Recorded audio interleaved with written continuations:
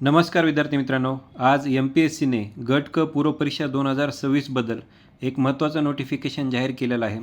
आपणा सर्वांना माहिती की आयोगाने आधी ही परीक्षा ऑनलाईन घेण्यात येईल असं सांगण्यात आलं होतं, पण आता आयोगाने हा निर्णय मागे घेतलेला आहे आणि गट क पूर्व परीक्षा 2026 आता ही आधीसारखीच OMR बेस्ड ऑफलाईन होईल.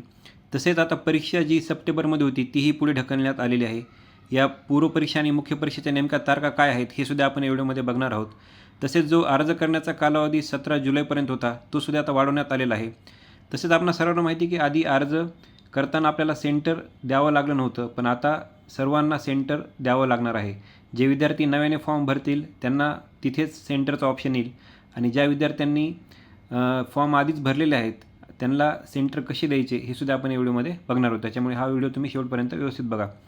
हे एकंदरीत नोटिफिकेशन आज 16 जुलै रोजी MPSCने जाहीर केलेलं आहे आणि याच्यामध्ये सांगितलेलं आहे की जी परीक्षा आहे ती ऑफलाईन OMR बेस्डच होणार आहे. तसेच जो परीक्षेचा दिनांक आधी सांगण्यात आला होता तो होता 27 सप्टेंबर 2026. आता ही पूर्व परीक्षा 25 ऑक्टोबर 2026 रोजी घेण्यात येईल. सो लक्षात ठेवा, संयुक्त गट क पूर्व परीक्षा 2026 ही 25 ऑक्टोबरला घेण्यात येईल.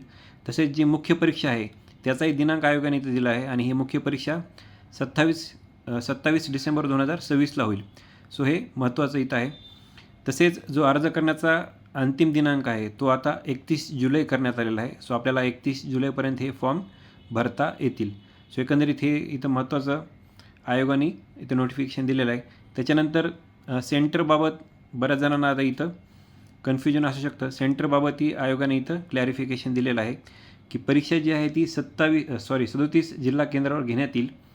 तसेच जे विद्यार्थी नव्याने अर्ज सादर करत आहेत त्यांना अर्ज करताना जिल्हा केंद्राची निवड करणे आवश्यक आहे.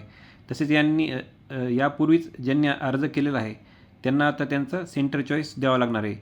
सर्वप्रथम तुम्हाला माय अकाउंटमध्ये जाऊन तिथं जे आपलं ॲप्लिकेशन आपण भरलेलं आहे त्याच्यापुढे व्ह्यूचं बटन येतं, हे आपण सर्वांनाच माहिती आहे. या व्ह्यूवर क्लिक केल्यानंतर सेंटर सिलेक्शनचं ऑप्शन येईल आणि तिथं तुम्हाला तुमचं जिल्हा केंद्र निवडायचं आहे आणि अप्लाय व सबमिट करायचं आहे. पण ही जी सुविधा आहे ती 19 जुलै 2026 रोजी दुपारी 2 वाजल्यापासून सुरू होणार आहे आणि तुम्ही 31 तारखेपर्यंत तुमचं हे सेंटर चॉईस देऊ शकता.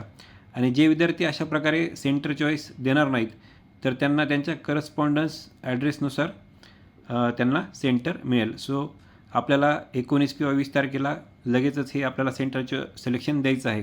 कारण की ज्या विद्यार्थ्यांना पुणे हे सेंटर द्यायचं असेल त्यांना पहिल्या आणि दुसऱ्या दिवशीच हे सिलेक्ट करावं लागेल, कारण की पुणे सेंटर हे लवकर त्याची कॅपॅसिटी संपते व तुम्हाला ते भेटण्याची शक्यता पुढच्या दिवसांमध्ये कमी असते. त्याच्यामुळे लवकरात लवकर हे सेंटर सिलेक्शन करायचं आहे.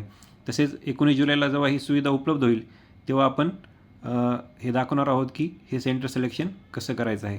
त्याच्यामुळे हे लक्षात ठेवा आणि सर्व विद्यार्थ्यांना या परीक्षेसाठी शुभेच्छा. धन्यवाद.